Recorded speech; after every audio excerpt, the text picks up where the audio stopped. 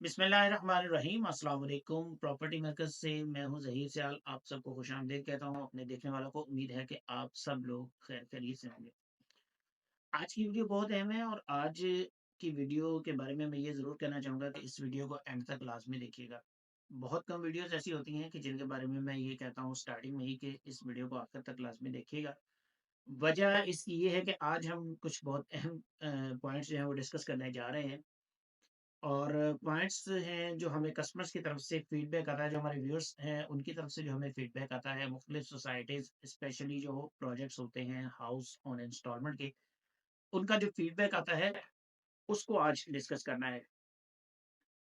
अगर आप हमारे चैनल की पुरानी वीडियोस देख चुके हैं या देखते रहते हैं तो यकीनन आपको आइडिया होगा कि हम इससे पहले हाउस ऑन इंस्टॉलमेंट की 3 से 4 वीडियोस बना चुके हैं। और फैसलाबाद में जो projects house on installment offer कर रहे हैं, हम उनमें से कुछ को तो आपके साथ शेयर कर चुके हैं वीडियोस के थ्रू, और कुछ ऐसे हैं जिनको हमने कवर नहीं किया है अभी तक। अ, हमने जो कवर किए हैं अब तक प्रोजेक्ट्स, उनमें पैरामाउंट सिटी है और उसके अलावा कैनाल एवेन्यू है और तीसरे नंबर पर ओएसिस वन है। और इसके अलावा जिनको हमने कवर नहीं किया था उनमें प्राइम सिटी है सत्याना रोड के ऊपर, टॉप सिटी है और उसके अलावा हमारे पास था कैनाल मोटरवे हाउसिंग। ये 3 प्रोजेक्ट्स भी ऑफ़र कर रहे हैं हाउस ऑन इंस्टॉलमेंट्स, लेकिन हमने इन प्रोजेक्ट्स को वीडियोज़ में कवर नहीं कर सके थे हम। तो जनाब, फीडबैक लोगों का क्या आता है इस तरह की, जब भी हम कोई वीडियो बनाते हैं हाउस ऑन इंस्टॉलमेंट की, तो सबसे पहला जो व्यूअर्स का या हमारे जो कस्टमर्स बनने जा रहे होते हैं, हमारे जो प्रोस्पेक्ट्स होते हैं, उनका जो पहला फीडबैक हमारी तरफ आता है वो ये होता है कि जनाब ये प्रोजेक्ट दूर बहुत है। आज देखने में ये एक वैलिड पॉइंट लगता है, लेकिन मैं आपको थोड़ा-सा पीछे ले जाना चाहता हूँ। आज से कोई 12-15 साल पीछे अगर आप जाते हैं, को बहुत ज़्यादा आपको मैं माज़ी की तरफ नहीं लेके जा रहा, 12 से 15 साल पीछे जाइए, जब फैसलाबाद में अ, जो आज जो सोसाइटीज़ हैं, उनमें से अक्सर मौजूद ही नहीं थी, या अगर थी तो उनको उनकी तरफ कोई बंदा जाता नहीं था। आज से 12 से 15 साल पहले, ज़रा 2010 की हम मिसाल ले लेते हैं कि तब ईडन वैली जो है वो अभी नई-नई लॉन्च हुई थी। ईडन गार्डन, वो उसको लॉन्च हुए भी कोई 5 से 6 साल हो चुके थे, ज़्यादा अरसा नहीं हुआ था। अब्दुल्ला गार्डन्स लॉन्च हो चुकी थी, लेकिन वहाँ कस्टमर्स का रुझान नहीं था, लोग जाना इतना पसंद नहीं करते थे। फिर वहाँ की कटिंग, प्लॉट कटिंग जो है वो बहुत बड़ी थी। वापडा सिटी जो आज कैनाल एक्सप्रेसवे की सबसे कामयाब सोसाइटी समझी जा रही है, जहाँ पर रेट्स जो हैं वो 20-22 लाख को टच करके अब थोड़ा सा वापस आए हैं। वहाँ भी लोग जाना पसंद नहीं करते थे। इवन लोग ये कहते थे कि वापडा सिटी तो वैसे ही फैसलाबाद से बाहर है। बल्कि मुझे याद है कि हमारे कुछ दोस्त जो यूनिवर्सिटी फेलोज़ थे, वो वापडा सिटी शिफ्ट हुए, तो जब उन्होंने कहीं कभी हमसे हमें ये कहना होता था कि जनाब हमने आपकी तरफ आना है, मिलने आना है या उन्होंने शहर आना है, तो वो ये कहते थे कि हमने फ़लाँ दिन फैसलाबाद जाना है। ये नहीं कहते थे कि हमने शहर जाना है। यानी उनके नज़र में भी ऐसा ही था कि बाबरा सिटी जो है वो फैसलाबाद का हिस्सा नहीं है, वो फैसलाबाद से बाहर किसी और शहर का हिस्सा है।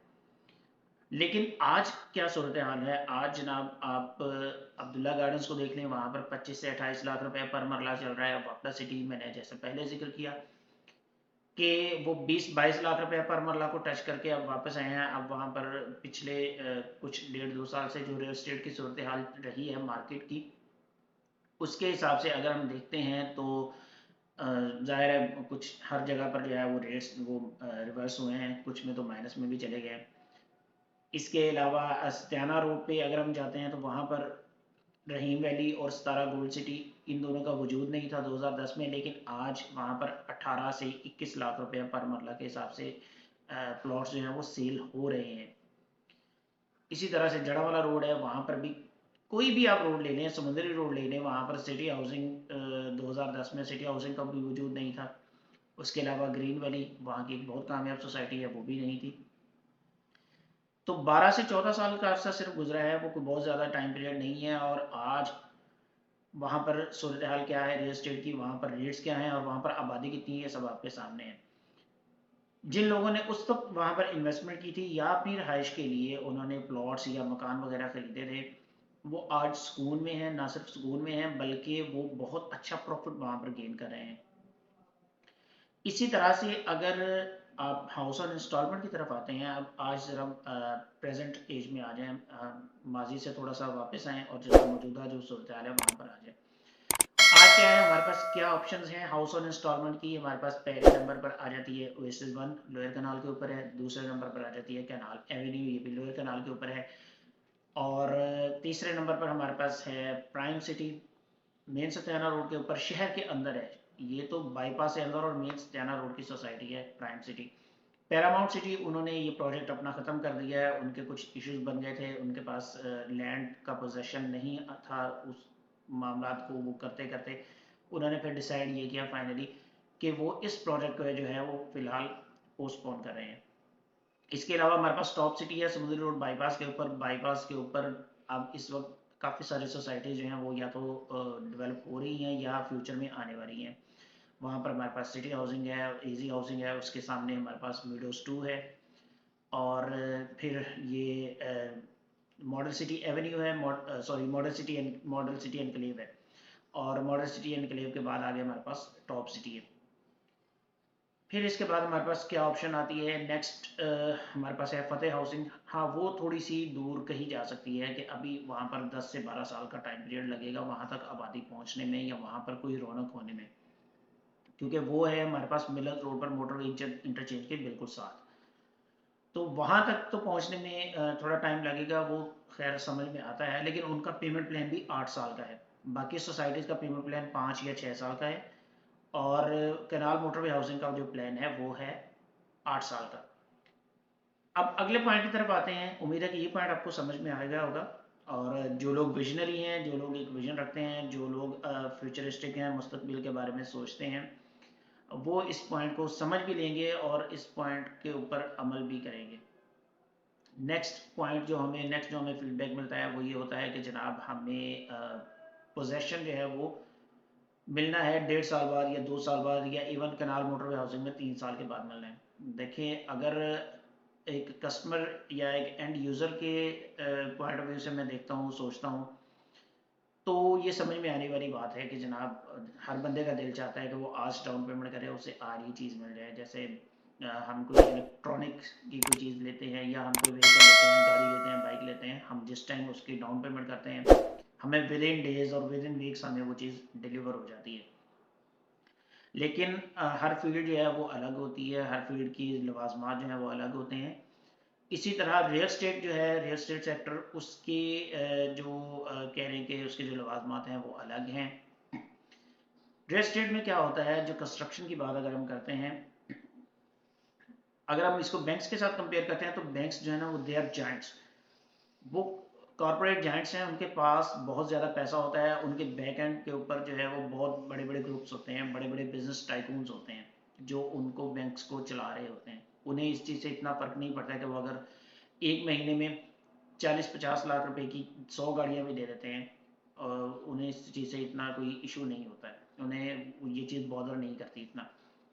लेकिन जो रियल स्टेट में जो लोग कंस्ट्रक्शन कर रहे हैं और उन्होंने आगे इंस्टॉलमेंट्स के ऊपर मकान सेल करने हैं, तो ये एक तरह से कह सकते हैं हम कि वो मीडियोकर्स होते हैं, मिडिल क्लास लोग होते हैं कि जिनके पास टोटल सरमाया जो होता है अपना, वो उनके पास कोई 100-200 मिलियन रुपीस का होता है और उन्होंने उसी को सर्कुलेट करना होता है।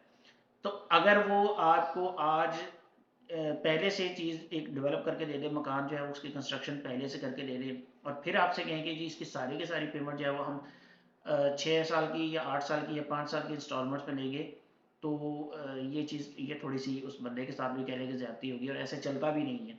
रियल एस्टेट की फील्ड में ऐसा नहीं होता है।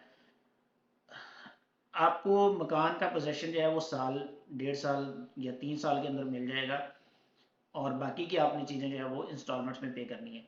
हाँ, कैनाल एवेन्यू वाहिद सोसाइटी है जो ये भी आपको ऑप्शन दे रही है कि अगर आप इसका पोजेशन जो है वो जल्दी लेना चाह रहे हैं तो आपने क्या करना है, आपने 40 to 42% अमाउंट जो है वो आपने एडवांस में पे कर देनी है, और आपको पोजेशन जो है वो 1.5 से 2 माह के अंदर मिल जाएगा। यानी जो आपने इंस्टॉलमेंट्स प्लस उसका टॉपअप या उसकी बैलून पेमेंट और प्लस उसकी डाउन पेमेंट, ये चीज़ें जो आपने 1.5 साल के अंदर पे करनी थी, वो आप 1.5 साल की बजाय एडवांस पे कर दें, तो आपको 1.5 से 2 माह के अंदर मकान का पोजेशन मिल जाएगा।